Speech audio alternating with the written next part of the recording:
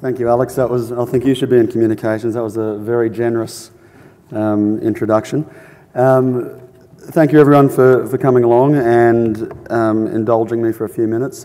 As Alex said, for those of you who haven't met, Michael Thompson's my name, and I've been working with the CRC for about 8 years now, helping with the communication support for the program.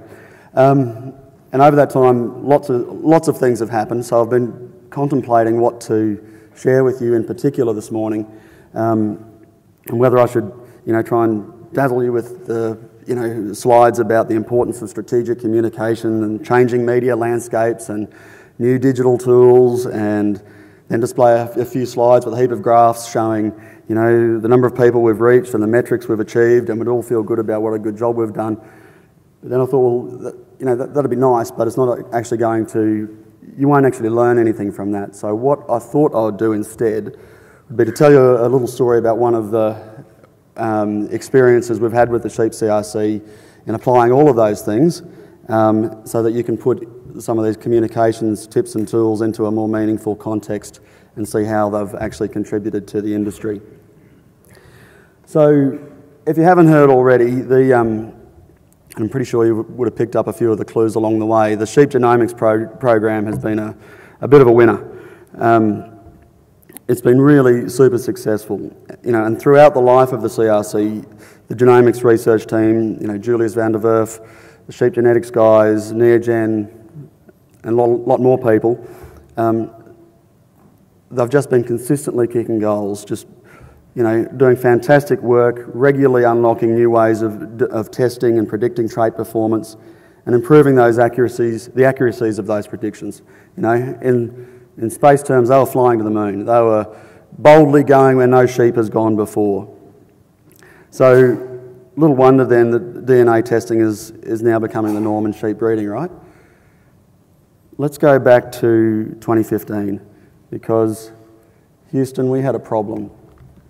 We had a great product, but the product wasn't quite satisfying our customers. As great as the science was, we were getting some messages from producers that it wasn't quite right, that they weren't quite happy, that there was something missing. I mean, the research team had done all the right things, world-leading science, tests that could predict hard-to-measure traits, but the Bush Telegraph was telling us something different. So, let's go through a few of the rules that we used to change that situation. So rule number 1 in communications and in research is to listen to your audience. Something was wrong and we didn't quite know what it was. Was it the product that wasn't performing? Or was it that we weren't explaining its benefits well enough? We needed to know what was going on, and thankfully it took very little convincing of the team at the Sheep CRC that we needed to know more. And in my opinion, this has been the key to the overall success of the Sheep CRC. The number 1 priority of James, the board, the exec, and everyone involved has always been the end user, whether that's the producer, the processor, farm advisor. Another example is Ram Select was a winning product because producers were involved from the very first stage of design. Everything that the Sheep CRC has done had to be useful to the end user. So we needed to find out what the problems were, and so we engaged a market research company, and 46 pages later, a very detailed report, this is what they came back with. Prices were too high, turnaround times were too long, ordering system was too difficult, producers and customers needed better materials and support. And it wasn't just that, but the value proposition wasn't getting through. The market research revealed comments coming back from producers such as, I don't need a horn pole test, I can just assess this visually. Or I don't need a parentage test, I can gather that data manually. Or there's no point in doing DNA testing because my clients just don't understand what all that information means. The message that DNA testing could address all 3 of those things clearly wasn't getting through. So, what did we do next? There were no knee-jerk reactions, no grand statements about, fixing things immediately or rushing off in panic. What the CRC did over the next 2 years was systematically go about addressing each and every one of those problems. A simpler online ordering system was introduced, the Sheep DNA website. Neogen established its labs in Gatton, which was a huge investment in the industry, and which slashed test processing times because samples no longer needed to be freighted all the way to the US. Prices were reduced for the genomic testing. Flock profile testing was introduced for commercial merino breeders, making it a really practical application for a wider market. Results were then linked with Ram Select to make results easier to understand and more useful when selecting rams that were for sale. And finally, Allflex came with their tissue sampling units, made DNA collections much simpler, easier and more accurate. So that's what was going on behind the scenes. But what were we doing when we were talking to the industry? I have a very simple rule, and I do apply it a lot with in dealing with media and social media and putting materials out. No gonna do stories. When the market research report came back, we didn't make any sudden or dramatic public announcements about what we were gonna do next. We got on with doing them first. But along the way, we shared those innovations and those improvements that the Sheep CRC team were implementing. We continued to articulate the benefits of DNA testing, and that it can save labour, that it's more accurate, targeted, support more informed decisions. We did lots of user case studies about the actual benefits that real farmers were gaining from using genomic testing. Lou Hogan continued to deliver workshops engaging with producers. We put a lot of effort with our graphic design team, with Rhonda Brooks, into redesigning the reports so that they were simpler, easier to understand.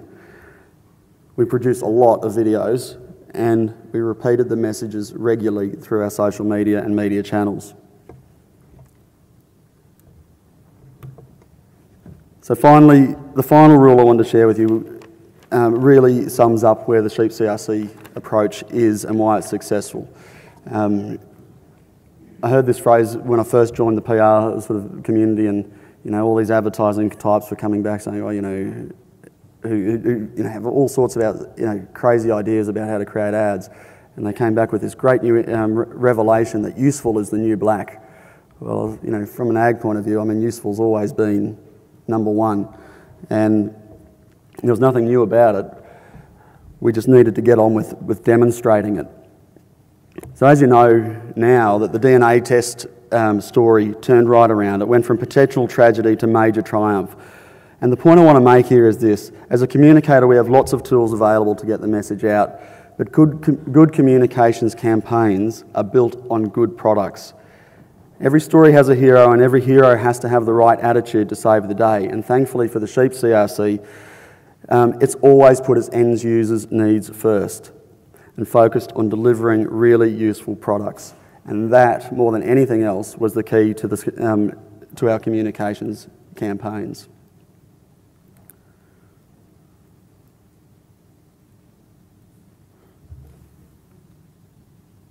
We seem to have a freeze in the slides, sorry.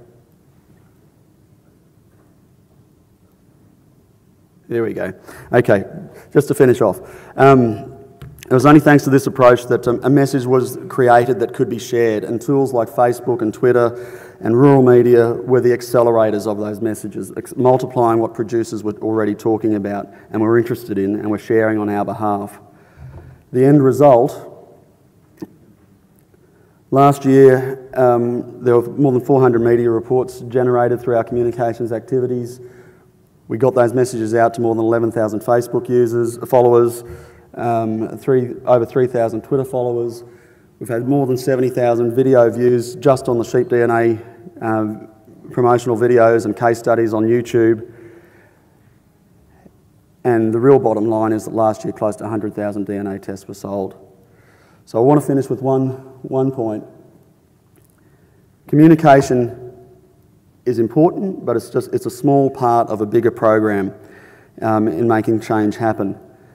And communication isn't just about talking or publishing, It only works if we start by listening. Thank you.